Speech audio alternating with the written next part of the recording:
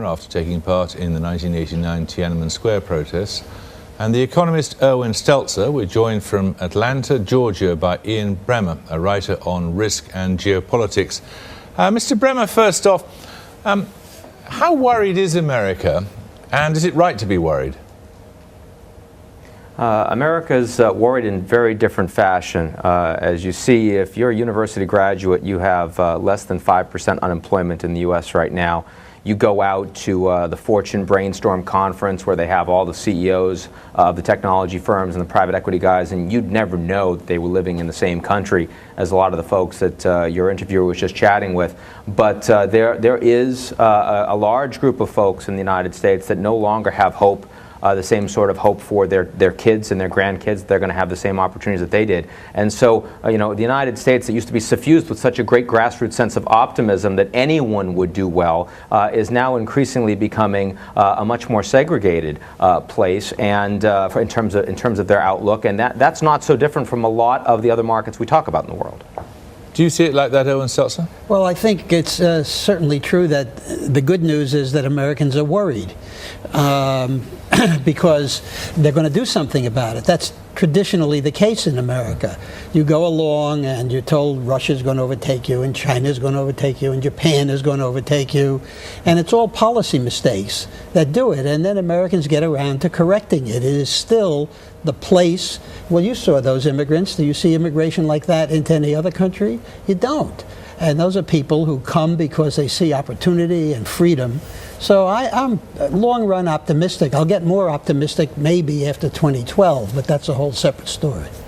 Now, is there going to come a point, there's going to come a point where it's a bigger economy, China, than the United States. It's going to be a very long time before it's got a higher per capita income, isn't it, if ever?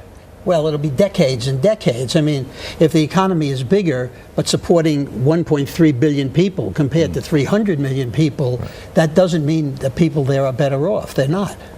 Dan Liang, how is it seen in China, this question of rivalry with the United States? Well, China has had a tradition of 5,000 years thinking that it is the center of the world. The difference is Americans think the same way, only Americans like to go out and disseminate their values and patrol everyone. China doesn't do that. And in terms of this rivalry, and I think, in fact, the question is not whether we should be worried about is China going to be number one or American would be number one. We should all be worried if China's economy collapses. That would be bad for all of us.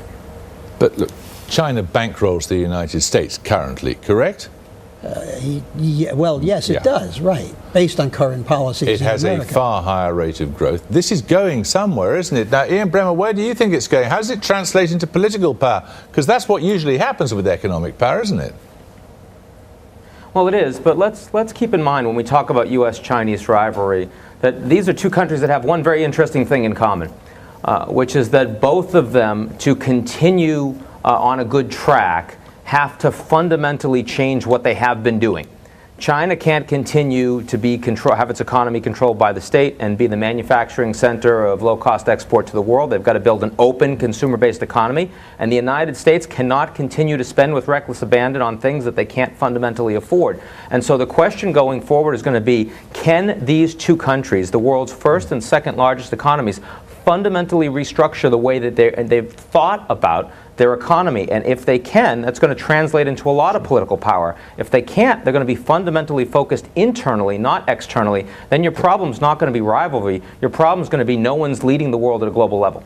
There's a big assertion underlying that claim about China, isn't there, Diane? And it is that you cannot somehow have a controlling political system of the kind that there is in China with a burgeoning market economy of the kind that there also is in China. That can't last because we can only imagine that it's allied to some form of democracy. Is that necessarily the case? Well, that's a good question. First of all, it has lasted for 25 years and the growth is still double digit. But secondly, I think the gentleman is mistaken to some degree that China's 40% GDP to the economy is actually contributed by small and medium firms. It's not a state-controlled economy, and as we think it is. And I think America has found in China a true competitor. As in your segment, one of the interviews said America is risk-taking, entrepreneurial. China is all that as well. So we got to separate the government and the people. And I think China is becoming very much a consumer society. The internal growth is a force to be reckoned with. Owen Stutz, do you think we're seeing the emergence of a different kind of model for how successful societies can operate? Well, that's the talk. We've had different models since Hitler in the 30s, and then we had communism, and we've had all sorts of alternative models. Different countries, things work differently. You're quite right. I mean, the Chinese have a long history of entrepreneurship, even when they were in India, wherever they were. The problem is the state, which has now pretty much wrecked the banking system there, and is sitting on inflation and rising wage costs, may not be able to sustain this growth level. But it's good for everybody if they grow. I'm not against China growing. I hope they grow 8%, we grow 3%. But that's fine. There is a growth in power here. The Chinese are acquiring massive natural resources, for example, in Africa. They're buying up lots of stakes in European societies. And they have a deep water navy now. Sure. So, yes, they will be more powerful militarily in the future than they have been in the past. Whether that's a threat to anybody is another matter. China has never really been an aggressive imperial power in our lifetime. It hasn't been able to be. It didn't choose to be. Japan, which had fewer resources, chose to be. Ian Bremer, do you see it as a potential military and strategic threat? Well, right now, they're basically shaking the trees to see if any low-hanging fruit falls off on the military side. They want to see how strong America's commitments are to countries like Vietnam and Japan, South Korea, and they want to see whether or not those countries politically are prepared to shift more to China, given their enormous economic gravity. Longer term, though, so much is going to depend on the global environment.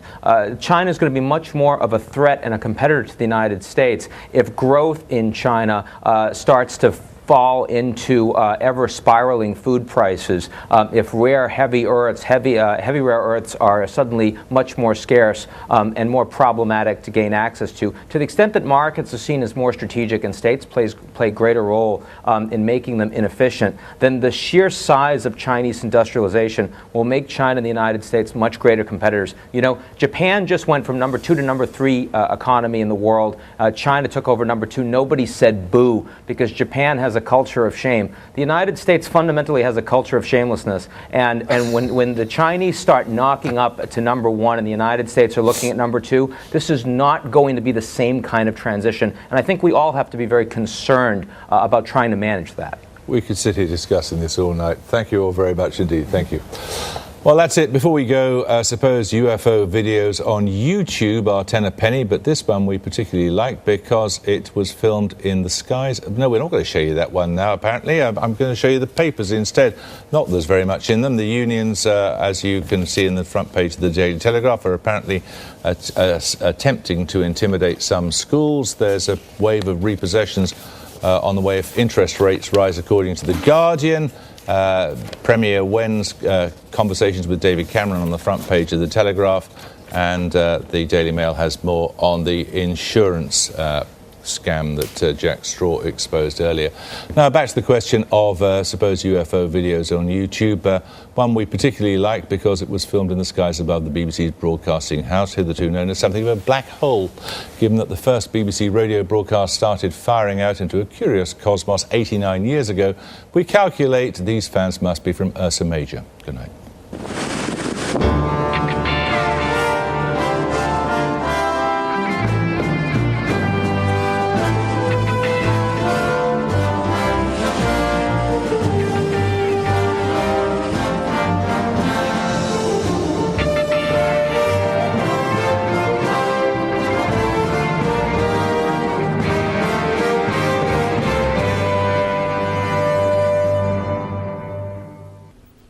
Good evening. The hot and sultry weather is on its way out. A few scattered thunderstorms to take us through the night into the morning, continuing across parts of Kent, Essex and Suffolk. Away from that though, largely dry start, best of the brightness with the coolest conditions to the north and the west, and we will hold on to the sunshine across parts of northern England into the afternoon. Further south, much more cloud, some sporadic showers, but a huge drop in temperatures. Still humid though across parts of East Anglia and the south east, still the threat of a thunderstorm here and there, but further west to the Midlands, lighter showers, rather cool though under the cloudy conditions, but much more sunshine across the southwest and also through Wales.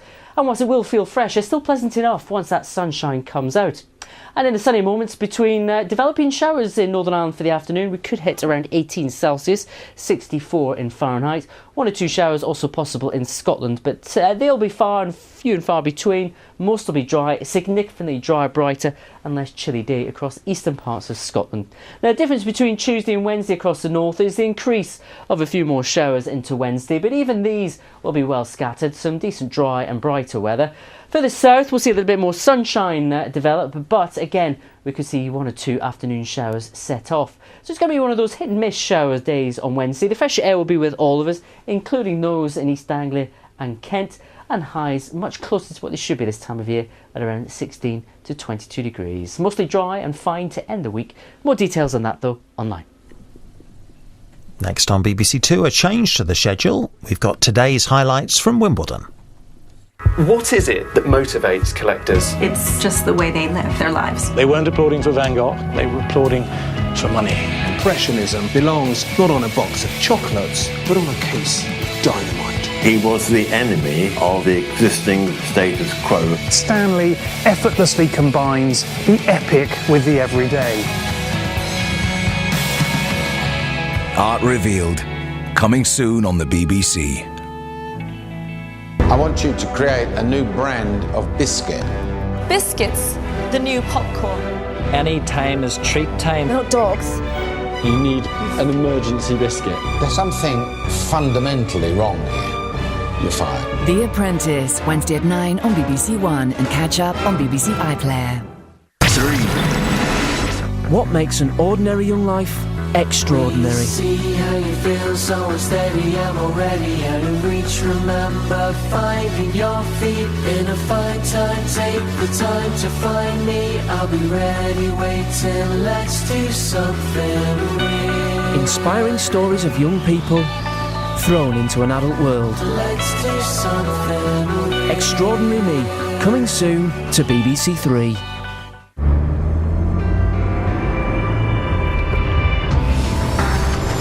Now here on BBC Two, if you were looking forward to Mock the Week, I'm sorry, but it won't be on tonight, and that's because it's been an exciting and hot day at Wimbledon.